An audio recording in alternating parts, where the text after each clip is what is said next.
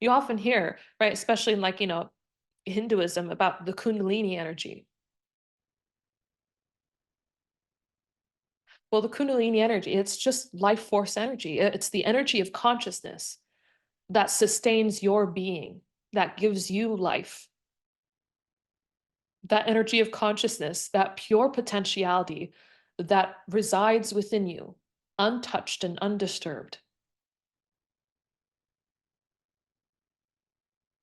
And in different moments when you rise to the occasion, I mean, in a way, so does the Kundalini rise to the occasion. You gain access to different aspects of your being that release this stored energy that suddenly makes you privy to other possibilities that were not available to you before. It could be extreme mental feats, it could be physical, it could be spiritual. Of course, these moments are few and far between for the average person. Or if we're talking about somebody who's maybe successful or happy, ultimately, the way that they've found to live and lead their lives have gotten them to a certain point. But beyond that point, they don't know what to do. They don't know how to exceed that, how to go beyond it, how to reach that fulfillment that the spirit wants. You found a peak of happiness, and that's the problem. It's a peak.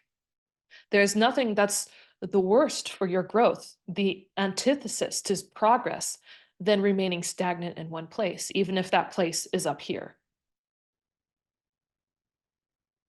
Which is why you see so many people, despite their incredible success, despite what they've been able to do in their life, they often resort to drugs or they start doing other things just to bring back that feeling that they had when they were rising up so quickly. They want that good feeling again. They want that feeling that power gives them. They want that feeling that consciousness gives them. They want that feeling that awareness gives them when it's moving towards something, though they might not know what. It's just that movement that they seek. They want to move again. They want to feel something. A lot of people use drugs. A lot of people use food. A lot of people use television. A lot of people use other people.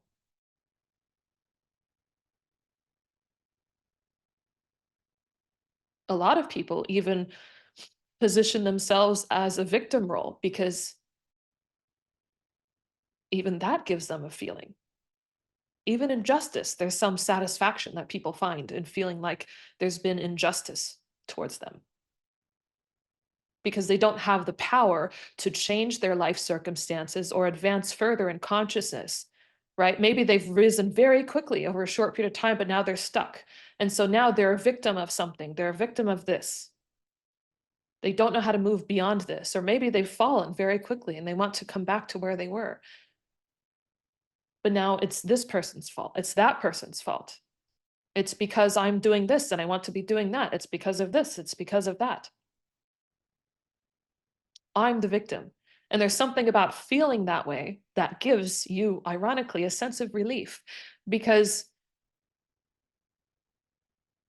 there's almost a sense of fulfillment of justice by acknowledging yourself as a victim. And that justice, that feeling that I am not the morally ambiguous one here. I am a good person and life is not treating me well, so it's life's fault. It's other people's fault. And I am good, and that makes them feel good, despite being stuck in their circumstances.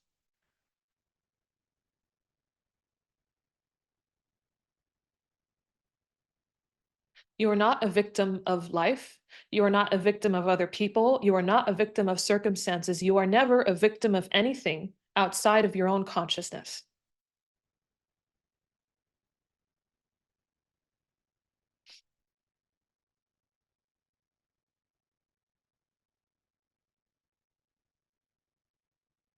You are a victim of your own mind. Remember, the things that cause you stress are not the amount of work you have or the other people around you, or it's simply you are not connected to that part within you that is telling you what it wants. It wants peace. It wants stillness.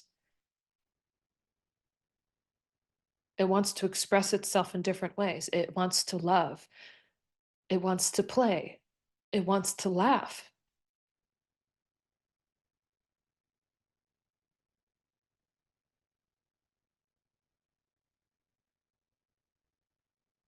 And we all have different expressions of our own consciousness. We have these different constructs through our own experiences, right? Our own karmas. We have our own expressions, our own beings that is inherent to us.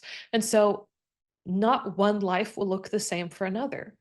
You cannot follow the path that has been designed by the billions of people before you and find a pathway for yourself amongst it because there is nothing alike.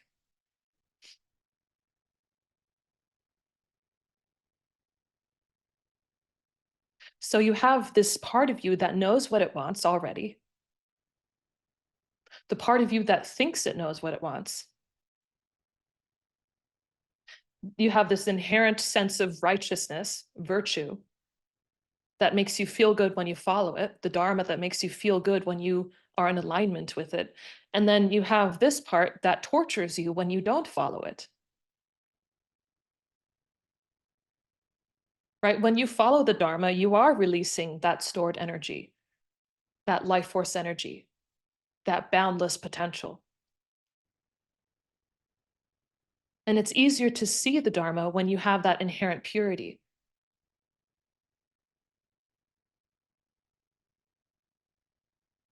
And you feel when you're in alignment with the Dharma because its expressions, the expressions of the Dharma are joy, peace, bliss, happiness, grace, beauty.